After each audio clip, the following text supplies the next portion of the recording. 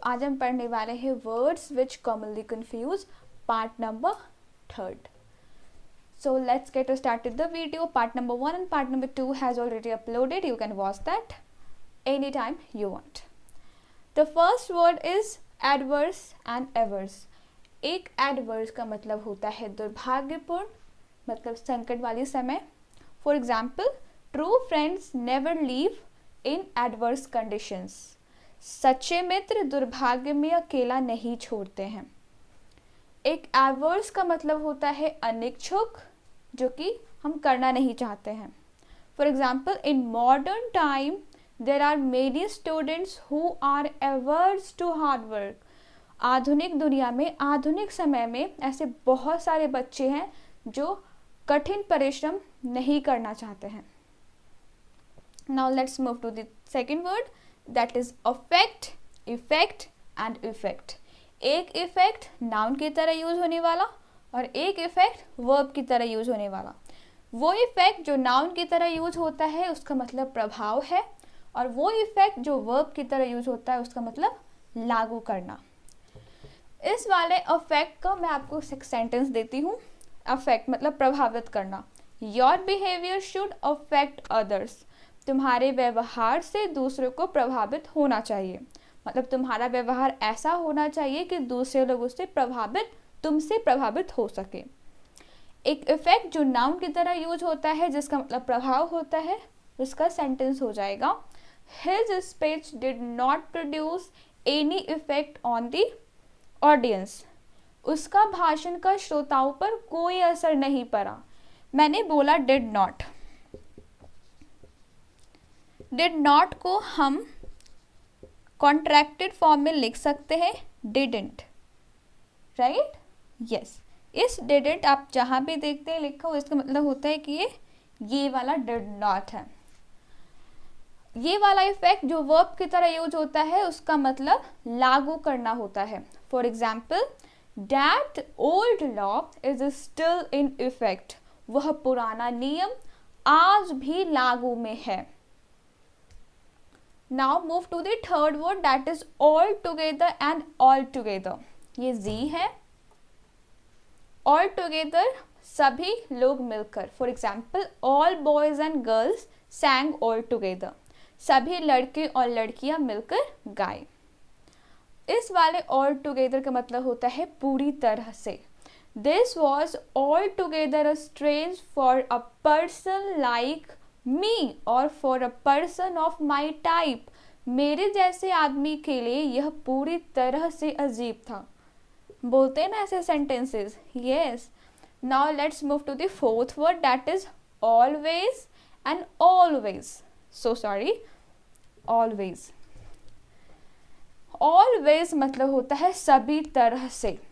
For example, the scheme was in always acceptable to the masses. Scheme का मतलब होता है योजना. हमारी गवर्नमेंट ऐसे ऐसे स्कीम्स लेके आते रहते हैं. योजना. The scheme was in all ways acceptable to the masses. योजना पूरी सभी तरह से हम और आप जैसे लोग, मतलब आम जनता के लिए वो था, जिसको बोलते हैं हम एक्सेप्टेबल, राइट. एक्सेप्टेबल था. नाउ ऑलवेज का मतलब होता है हमेशा. For example, we should always respect the poor. हमें हमेशा गरीबों की मदद करनी चाहिए. Now let's move to the fifth word, that is cent and scent. Cent and sent. इस सेंट का मतलब होता है एक सिक्का. Cent is a small coin of America. Cent एक अमेरिका का छोटा सिक्का है. ये सेंट का मतलब होता है सुगंध. The scent of flowers are pleasant. फूलों की सुगंध बड़ी सुखद होती है. 6 है. Let's move to the sixth word, that is amend and emend. Amend का मतलब होता है सुधार करना. For example, you must amend your ways. Ways मतलब तुम्हारे तौर तरीकों में तुम्हें सुधार करना चाहिए, तुम्हारे व्यवहार में तुम्हें सुधार करना चाहिए। इस इमेंट का मतलब होता है संपादन करना। For example, before publication the first part of this book had to be emended. ये पब्लिकेशन के पहले मतलब प्रकाशन के पहले इस किताब का पहला भाग संपादित किया जाना था। Now let's move to the seventh word, that is alternate and alternative. इस ऑल्टरनेट का मतलब होता है एक दिन छोड़कर। For example, the doctor comes to see him on every alternate day. Doctor उसे हर एक दिन छोड़कर देखने आता है। इस ऑल्टरनेटिव का मतलब होता है विकल्प, मतलब option. For example, I had no other alternative so I agreed to the terms. इस टर्म्स का मतलब होता है शर्त। चूंकि यहाँ पे ऐसा है तो शर्तें हो जाएगा, शर्तें। तो मेरे पास कोई दूसरा विकल्प नहीं था, कोई दूसरा ऑप्शन नहीं था, इसलिए मैंने शर्तें मान ली। Now let's move to the eight word, that is bazaar and bizarre. इसको बिजारे नहीं पढ़ते, इसको बिजार पढ़ते हैं। बाजार का मतलब होता है बाजार, मार्केट, जहाँ से हम लोग सामान की खरीदारी करते हैं, या फिर बोल सकते हैं मार्केट ऐसा जगह होता है जहाँ पे सामानों की खरीद और बिक्री होती है। For example, my mom, my mother went to the bazaar for shopping. मेरी माँ सामान लाने के लिए बाजार गई हुई है। बाजार की जगह हम मार्केट भी यूज कर सकते हैं, no problem in that. Bizarre का मतलब होता है असामान्य या फिर विचित्र। For example, that was a wholly bizarre scene. वह जो सीन था वो मेरे लिए पूरे असामान्य था, विचित्र था। Now let's move to the ninth word, that is beside and besides. इस बिसाइड का मतलब होता है जिसमें एस नहीं लगा होता है, उसका मतलब होता है समीप। एंड एक बिसाइड जिसमें एस लगा होता है, उसका मतलब होता है के अतिरिक्त। इस वाले बिसाइड का अगर मैं आपको एग्जाम्पल दूँ तो हो जाएगा, she was sitting beside me. वह मेरे समीप बैठी थी।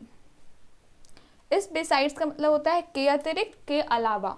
For example, the agents also get commission besides there salary.